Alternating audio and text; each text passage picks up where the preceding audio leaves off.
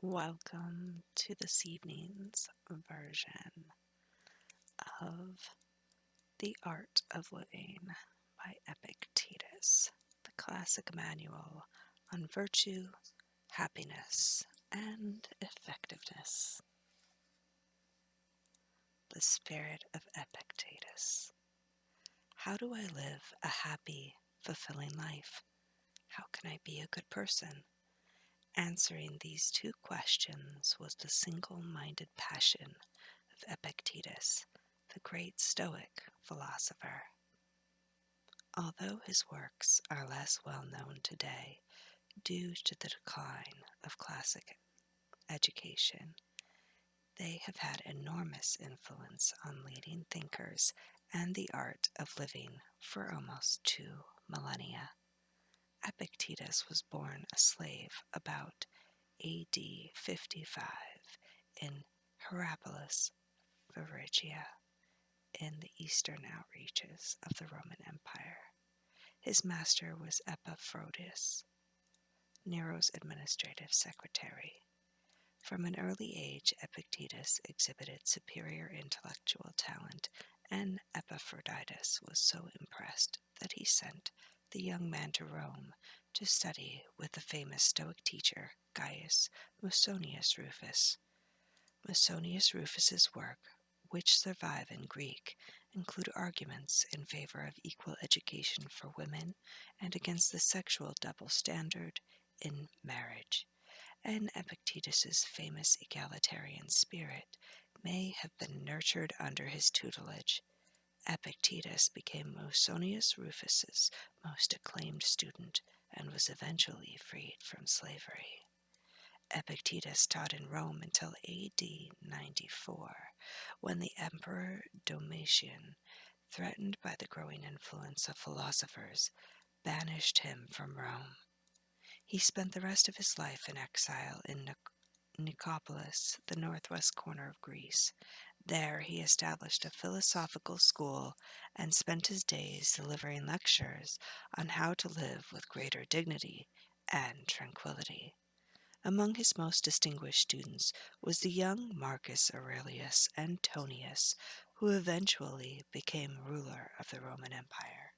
He was also the author of the famous Meditations, whose Stoic roots were in Epictetus's moral doctrines. Even though Epictetus was a brilliant master of logic and disputation, he didn't flaunt his exceptional rhetorical skill. His demeanor was that of a light-hearted, humble teacher urging his students to take the business of living wisely very seriously. Epictetus walked his talk. He lived modestly, in small hut, eschewed any interest in fame, fortune, and power. He died about AD 135 in Nicopolis. Epictetus believed that the primary job of philosophy is to help ordinary people effectively meet the everyday challenges of daily life and to deal with life's inevitable major losses, disappointments, and griefs. His was a moral teaching stripped of sentimentality, piousness, and metaphysical mumbo-jumbo. What remains is the West's first and best primer for living the best possible life. While many readers have turned to Eastern sources for non-sectarian spiritual guidance, the West has had a vital, if overlooked, classical treasury of such helpful action wisdom all along.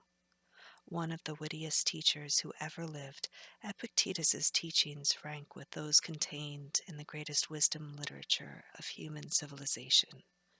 The discourses could be thought of as West's answer to Buddhism's Dhammapada or Lao Tzu's Tao Te Ching. Those who fault Western philosophy with being overly cerebral and inadequately addressing the non-rational dimensions of life may be surprised to learn that the art of living is actually a philosophy of inner freedom and tranquility, a way of life whose purpose is to lighten our hearts. An unexpectedly East-West flavor enlivens the art of living. On the one hand, its style is irrefutably Western. It exalts reason and is full of stern, no-nonsense moral directives. On the other hand, a soft easterly wind seems to blow when Epictetus discusses the nature of the universe. His depiction of ultimate reality, for instance, which he equates with nature itself, is remarkably fluid and elusive, startlingly reminiscent of the Tao. For Epictetus, a happy life and a virtuous life are synonymous. Happiness and personal fulfillment are the natural consequences of doing the right thing. Unlike many philosophers of his day, Epictetus was less concerned with seeking to understand the world than with identifying the specific steps to take in the pursuit of moral excellence. Part of his genius is in his emphasis on moral progress over the seeking of moral perfection, with the keen understanding of how easily we human beings are diverted from living by our highest principles. He exhorts us to view the philosophical life as a progression of steps that gradually approximates our cherished personal ideals. Epictetus's notion of the good life is not a matter of following a laundry list of precepts, but of bringing our actions and desires into harmony with nature. The point is not to perform good deeds to win favor with the gods or the admiration of others, but to achieve inner serenity and thus enduring personal freedom. Goodness is an equal opportunity enterprise available to anyone at any time. Rich or poor, educated or simple, it is not the exclusive province of spiritual professionals such as monks, saints, or ascetics. Epictetus advanced a conception of virtue that was simple, ordinary, and day-to-day in its expression. He favored a life lived steadily in accordance with the divine will over extraordinary, conspicuous, heroic displays of goodness. His prescription for the good life centered on three main themes: mastering your desires, performing your duties, and learning to think clearly about yourself and your relations within a larger community of humanity. Epictetus recognized that every day is fraught with difficulties of varying degree.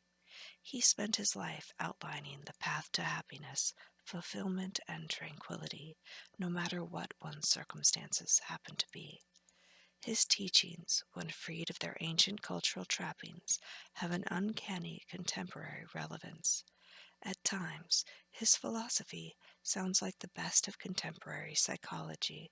The Serenity Prayer, which epitomizes the recovery movement: grant me the serenity to accept the things I cannot change, the courage to change the things I can, and the wisdom to know the difference, could easily be a sentence in this book.